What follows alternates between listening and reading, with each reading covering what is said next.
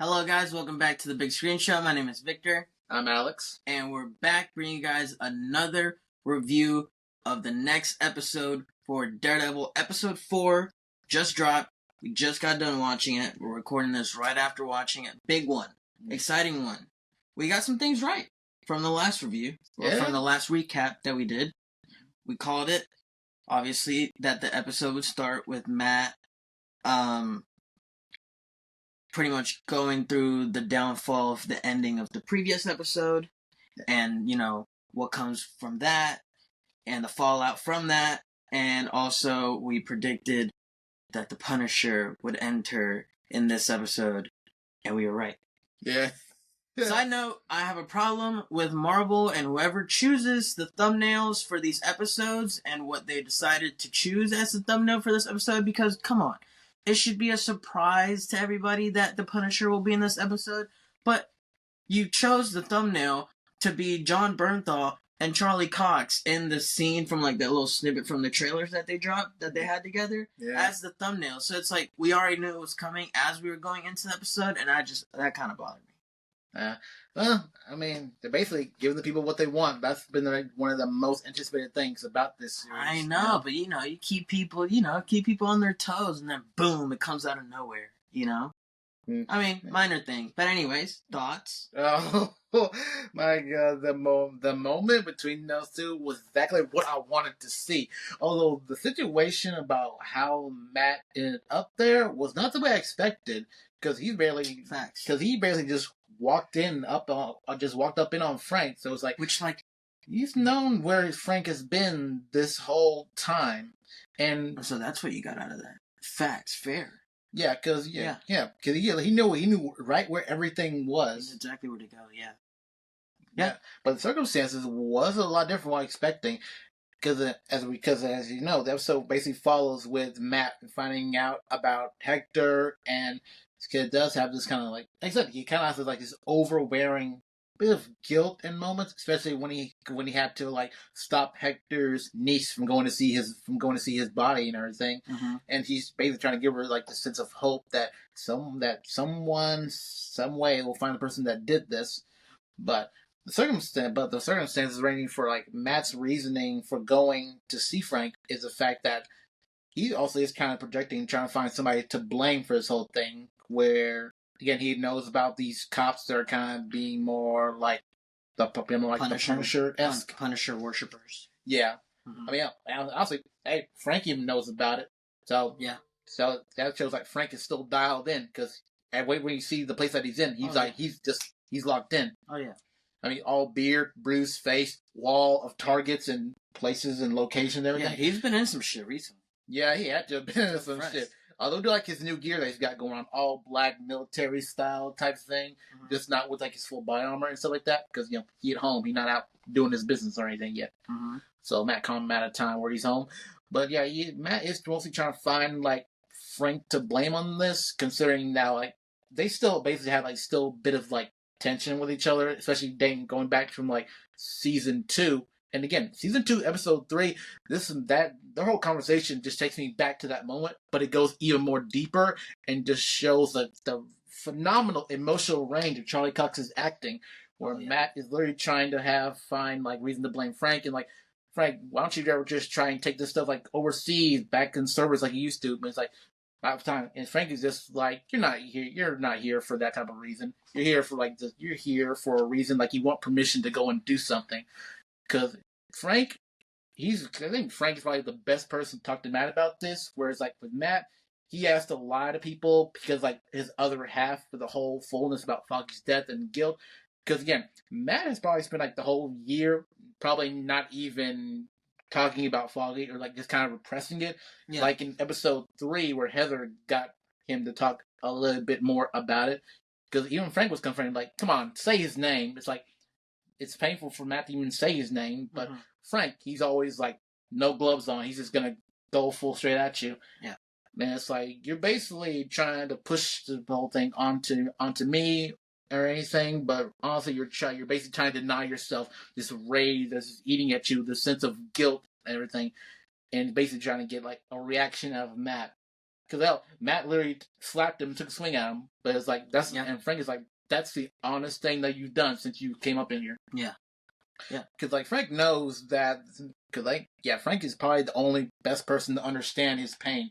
Even bringing back to like Frank's and about the fact that oftentimes, like every time he goes to sleep or every time he's just awake, he sees his son, and his son is just telling him, "Go out, get him, gotta kill them all." And then again, Frank sees that through Matt, because Matt does have definitely hold on to like a lot of guilt that he couldn't save his best friend, and he is trying to repress it. But Frank knows that you really just want to let it out, and you can really feel that in Matt throughout the whole episode. And that honestly creates a lot more greater introspection, because this whole episode, what it was a lot more introspection from both Matt and Fisk and these different people in their surroundings. They're showing how some things of themselves they can't truly repress that darker aspect of themselves, because it's deep in them, and it's just ingrained in like who they are. Yeah, and that's something you can't really escape from. Yeah. And I really like that, because Frank is the best person to bring that out of him, because he's gonna come at you straight hard, because he knows what he's doing. And again, but man, Frank really did go personal with it, like talking about like how Bullseye thought him in prison, and then it's like Foggy's still dead. So what has this really done? But also do like how Matt still is trying not to give in to the whole sense of like wanting to kill him, and bring out that Foggy was like the most decent person on the planet, because again, Foggy was like Matt's light and everything. Yeah. So I also think Matt's always trying to convince himself that justice was done in the way that was best, and he thinks that that's something that Foggy would have done, even though Matt is still repressing when he shouldn't. After he's seeing this whole ordeal about the law not working right, given by the client that he had as well. Mm-hmm. Which again, actually I thought was honestly in the episode with the client that he got, I was like, this dude's kind of being a bit of a dick. But then after, when he found out about the man's situation, how like the system basically just kind of like abused him and just left him like destitute with like nothing, leaving him desperate. And it's like, these are the times when the law has failed, and like even with what Matt was able to do to help get him to get his punishment down to like way better than like what any other lawyer or prison or system would have done for him. He basically got the man to spend like 10 days in prison or jail or whichever.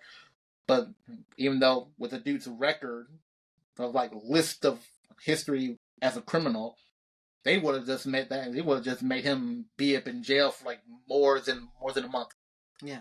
Hell, just put him in prison for like years. Yeah. Like 35 days. Yeah, 35 days. I'm just talking about like in a. Oh yeah. What if it was like how the system's like kind of stacked against him due to his past and everything? Yeah. Well, I don't know, that whole bit. It's like I get where the guy was coming from, but at the same time, it's like it all starts from somewhere. They're not just doing it for no reason. Yeah, that's another thing that even like. But it's a real life thing though. Yeah. Again, it also shows what Matt was talking about with the guy where his client was basically talking about like all the stuff I did was in the past. That's not what I'm doing here now. But it's like it doesn't matter, because the court's always gonna bring that shit up, because it follows you everywhere, even whether you like it or not. So like it's a harsh reality really a harsh reality, which honestly this series has really done a very good job just being like very realistic, like hitting you with like that hard stuff. Like no punches pulled. Yeah. It's definitely like, especially like with its themes and writing within the way it does its writings on its themes that it wants to exploit this show so far. It's done a very good job, and really still sticking to the core values that the original Netflix show had, which is great. Mm-hmm. Like, very grounded in reality, very practical, and everything is working great right now, I think. And it's really exciting, honestly, because we have not really seen a Marvel Disney show like this since Marvel Disney shows started, honestly. Yeah. So, and I don't want to say I didn't think it was possible, but I just I think it's not crazy to say, but we're all losing faith because they've been trekking towards the wrong direction. Yeah. But so far here, I mean, we're at 4 episodes in, and it's actually improving per episode. Yeah. Surprisingly, not surprised. Like thank God. Like, this is exactly what we wanted, and it's exactly what we're getting, which is great. We're off to a really solid start. We're just under halfway through, essentially. Yeah, because actually next week is actually going to be episode 5 and 6 back to back. Yeah, so double episode week next week, so that will put us well over halfway. Mm-hmm. That'll put us, next week will be 2/3 of the way done. Yeah. So by next week's episode, we'll really see like the girth of everything, because then we'll only have like 3 episodes left, so we should be making some good motion. Another big thing / let's just say domino that has started falling or has started to fall in this episode is the whole Muse plot line we talked about last week as well. Mm-hmm. We see that now starting to unfold a touch, but not yet anything really specific. We just kind of see him doing his really vile things for a split second, though. Yeah, we basically see him where we actually see him with one of his victims, and he's literally draining the victim's blood while he's still conscious. Yeah, and then he has like another victim like looking at him doing that to the other victim. Actually, I think those victims were dead. No, one was alive. Oh, for real? Yeah, there were other dead victims as well, but there was one that was alive that was not the one that he was operating on, looking at him operate on another one that was also alive, and then a bunch of other victims that were already dead. Oh, yeah. So he's going crazy. No, yeah, but also they got the vibe of Muse like so right, where it has like this whole creepy vibe and aesthetic to him. Yeah. It also has like the stuff that's dark, but also kind of artistic in a really dark aesthetic sense. Mm-hmm. Which again, that is like literally Muse, like from the comics. Like even like design and the way he looks, that's like pulled right from the comics. They're doing like a phenomenal job, because honestly, you got to give it to the costumes designer and stuff for that specific look. Oh yeah. So far, it's on point, and even just the little tidbits in the way they've been kind of easing us to this point on the Muse side of things, like with the graffiti art and all that stuff. Everything's been on point. So I mean, you'd think next week, since it's a 2-episode week, we start seeing that side of the plot line really grow. Pretty extensively, but at least show its true colors some, and at least like what's going on. Maybe even Matt finding out about it, because right now he's not really nobody is very aware of what Muse is doing. Yeah, so I'm gonna show like some of his victims and stuff. I'll probably I don't forget from the comics, but I feel you think it might all tie into this Red Hook thing? I doubt it. Okay, and that's a whole other thing that's also yeah. I feel like the whole thing has to leak into season 2. Don't you think? I feel like there's not enough time to get all this wrapped up. Maybe all I know is the Red Hook thing is probably going to closely tie more into Fist's side of the story, leading up to the season finale. Yes, because we're getting more. Because like what we find out on Fist's side of the story in this episode is it literally also great. Oh yeah. So strong points. Again, also showing how pretty much this whole criminal side of things seems a lot more straightforward compared to things like in a normal legal side of things. Yeah, the politician thing is... I don't know if it's his vibe. No, it's definitely not. Because like, he's literally trying to make up this whole plan where they literally use like the Red Hook ports, where literally... From that last episode, we found out the gangs are really trying to take each other out. Mm-hmm. Or Fizz like, I'm going to devote my time and resource to utilizing a redevelopment for this area, for this port here. But then, like, his advisor, Sheila, is talking about, like, yeah, we can't do it that way. We literally have to go through, like, these group of people. And we have to go through, like... We have to jump through hoops. We have to jump through a whole bunch of these legal loopholes. We got to get a signature from this person. We got to talk to this person. Then before we do all that, we got to go to this whole community thing. Do a study, then get the agreement from these specific group of people that probably won't even get to convene and tell your statement until like maybe a few days or even a month from now. It's like literally a whole bunch of legal bullshit that's just going to delay the stuff for years, and it's never going to get off the ground. Yeah. And you can feel the frustration with Fisk every time when she was trying to like literally deny him every single time. Whereas like this is one scene where he literally has his back to her when she's giving him all these reasons about like why he can't do all this stuff and the legal stuff he has to do. You can feel him twiddling with his hands and stuff like that as he's trying to hide his frustration, just trying to like, because normally if anything like that ever happened to him in like the criminal world, the person would have been killed or would have forced his way right through with either the money or muscle. Yep. You can't do that here. Yeah, no, and that just, and you can tell that's pissing him off. Yeah, it just irks him, because he's so used to just anything and everything at the snap of the finger, and that's just not the case anymore. I mean, you're the mayor of New York. I can't do it that way. There's laws and rules and procedures to go through, and he's just not used to that. So, well, but I think he'll manage. I think he's actually, I don't know why I was getting this vibe during this episode, like him in his head thinking, like, you remember, because he said he wanted to give the entire, like, for lack of a better term, illegal side of the business to Vanessa and let her handle it. And he just wanted out of it because he was just like, I need to be, like, clean, I need to be, like, you know, mayor of New York, blah, blah, like, not be attached to that stuff. I just get this sense in this episode where he really just, and I mean, actually, no, that is the point of the episode, is really on both him and Matt's side, is to show how much their, like, darker side is really just ingrained within themselves, and he just really just wants to, like, revert back to, like, all those bad habits. Yeah, I feel like if, like, the episode from episode 2 and 3 is kind of meant to showcase the sides of themselves, that's, like, their light side, that shows the effectiveness of what it can be done in that way. But I also think this episode also showcase how like their light side can't always get the right thing done, and there's like flaws in it.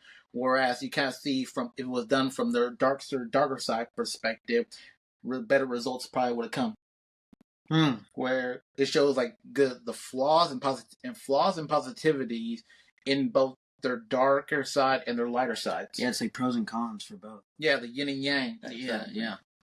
Hey, and that's also life. Yeah. To any, you know.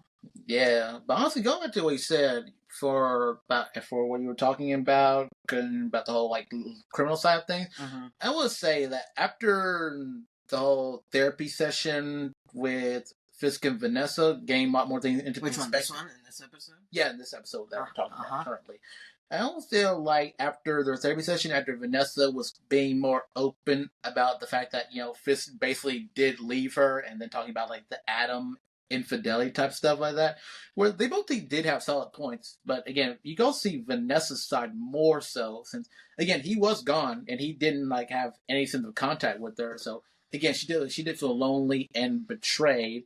Also tying more into like her past with her family, with her dad basically being like a gambler, a drunk, and her mother who basically just chose to like just take it, and basically Vanessa kind of lost a bit of respect for her. And it's like she didn't want to be like that. She didn't want to feel like she was abandoned and betrayed and just left to like the cower, but she wanted to like power through, and she had to like make this huge change and everything.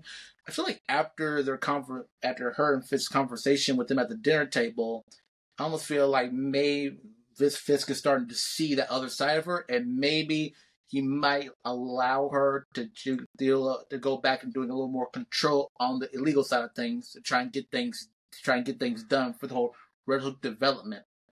That's where you see this potentially going? Potentially, yeah. Huh.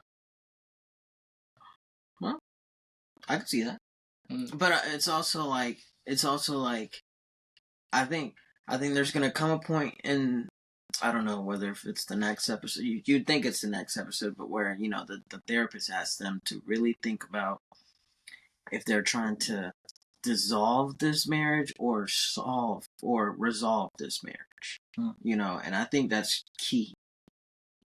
So I'm really curious to hear what comes out of that, because on one end, if they're trying to resolve this marriage, then what you say, I totally can also see happening. But I don't know why. I also wouldn't be surprised if Vanessa is just like wants out. Like out from like the legal side and from legal and political side? No, I just mean like from Fisk. Period.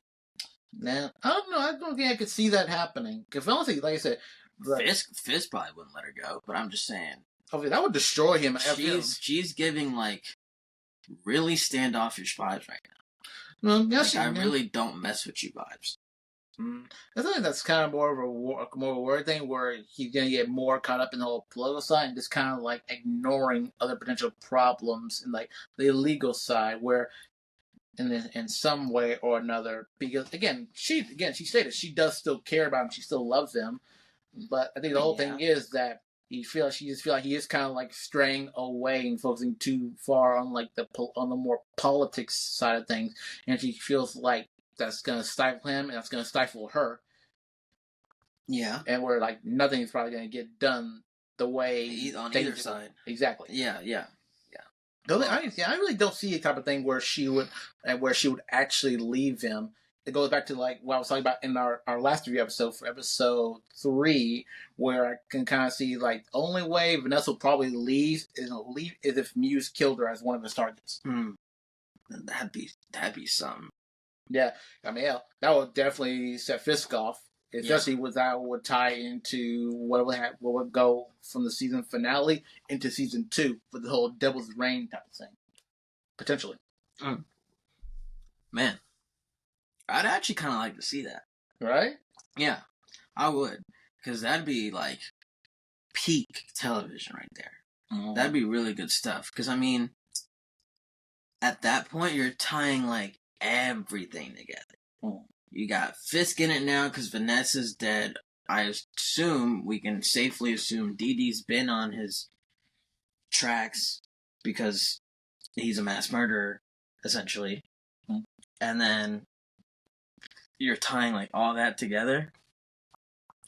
Primo. Yeah. Facts. Yeah, honestly, would be really good. Yeah. Plus with the whole plus with the whole thing with the Muse storyline that we're gonna get into later on in this later part of the season, that's even more added on the thing that would add more fuel to the fire for Fisk's anti-vigilante thing. Yeah. Oh yeah. And that topic wasn't even touched on in this episode at all. At least not yet. Yeah. No, I meant in this episode that we're talking about. Oh, right, yeah. Episode 4. They didn't even bring that up, even though that was like one of the bigger topics they touched on near the end of the last episode. Yeah, but also, there's also... So that's in limbo. Oh, yeah. But I also think the way it was also focused on this episode is also the fact that, with like what Hector's niece said, that the fact that he's dead, but the fact is that they just see him as like another Hector from the Heights. Yeah, from the Heights. Well, who's dead, and the police are the police. Yeah. And even Matt said that I got my client off. He's dead, but yet nobody seems to care. Yeah. Go to show that, because then that's also real life too, where people see someone from like a minority die, but then things just continue on, and some things are kind of left in limbo on whether things gets resolved or not. Yeah, almost like it just doesn't matter.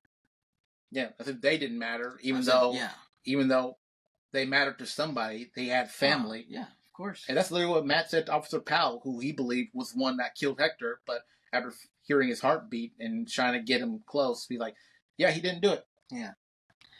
I am curious you did, though. But now we can, that rotten cop is off the suspect list, and Frank isn't in a hurry. Like, I'm like, what is Frank doing? Because he, like, clearly knows about them. Mm-hmm. This, like, Punisher worshiper police force, or whatever. And I'm just like, what is he doing? Also, do you know, I don't know, I'm just curious if you know, I don't know, if this is the first and last we'll see of Frank in this season? It's not. Okay, great. Cool. Will he suit up? Yes. Oh, bet. Oh, he's definitely going to suit up. Okay, good. But honestly, I have to wonder, whenever we do see Frank again in, like, the later episodes, I am curious about how it's going to lead more to him going against these, like, Punisher cops and everything.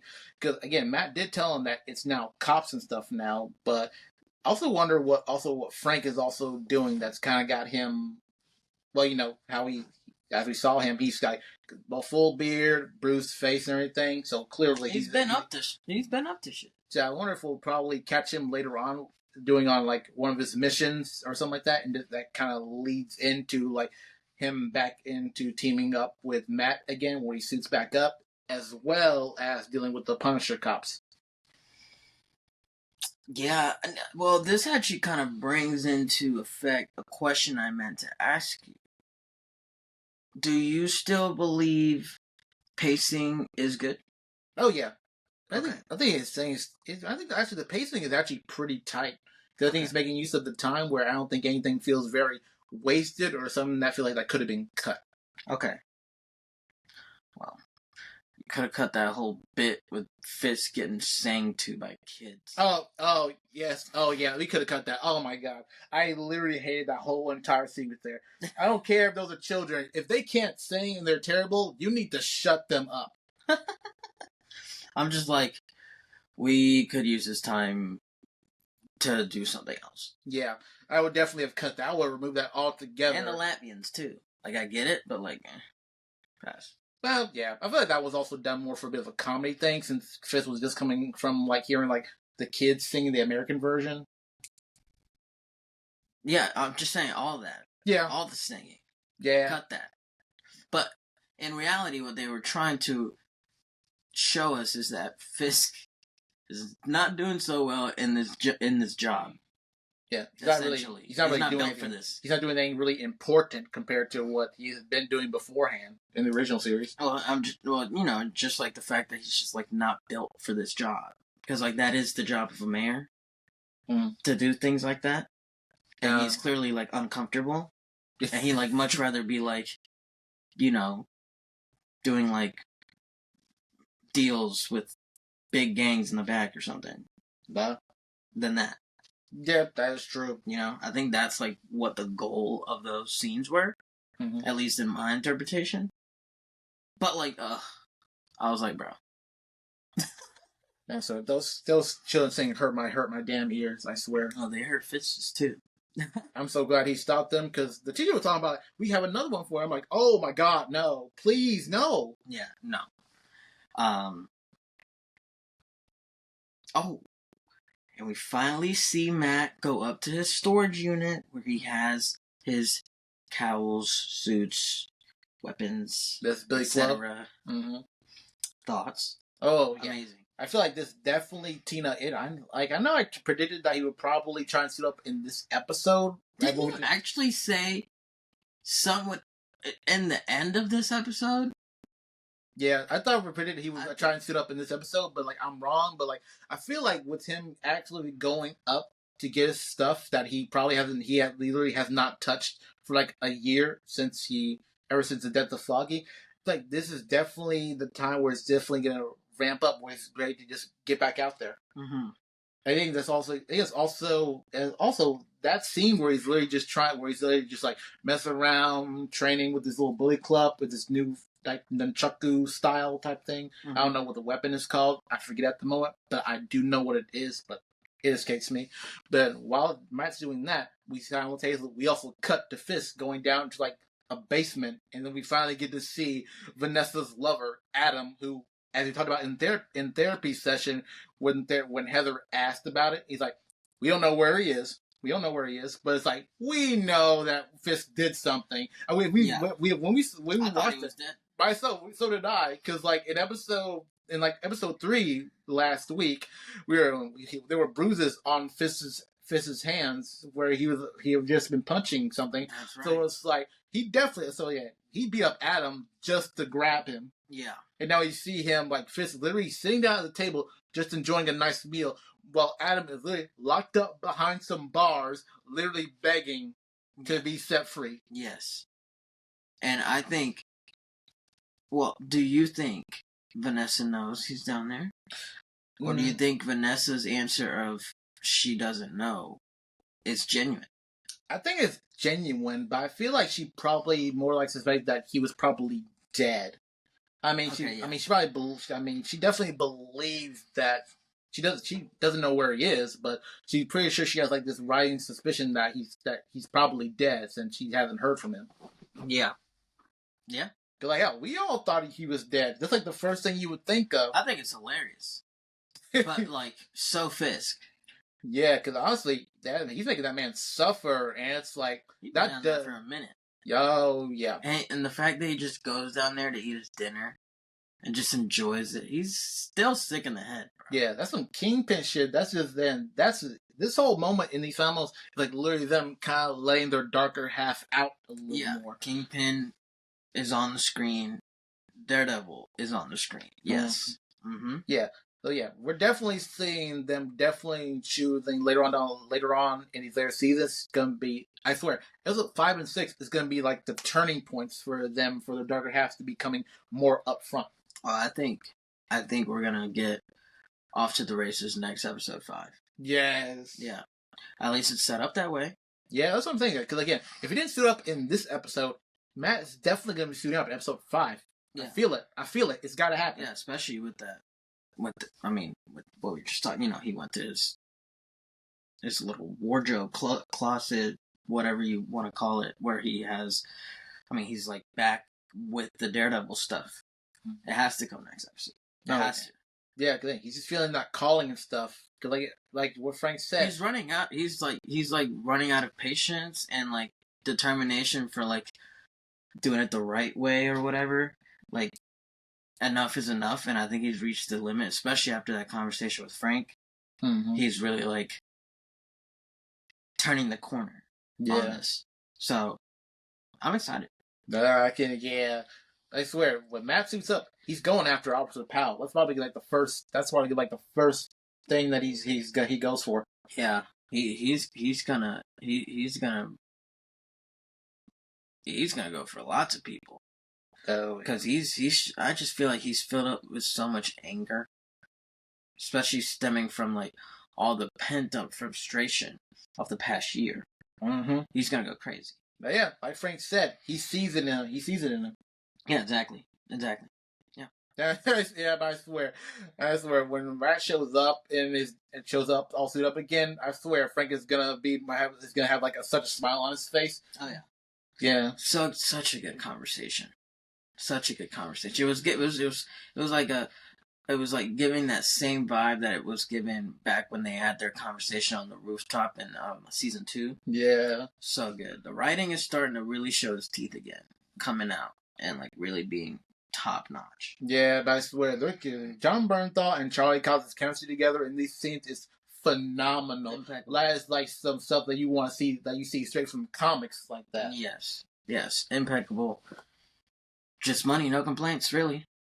I'm having a great time, and honestly, I'm actually, to be honest with you, I am most excited about this Muse plotline.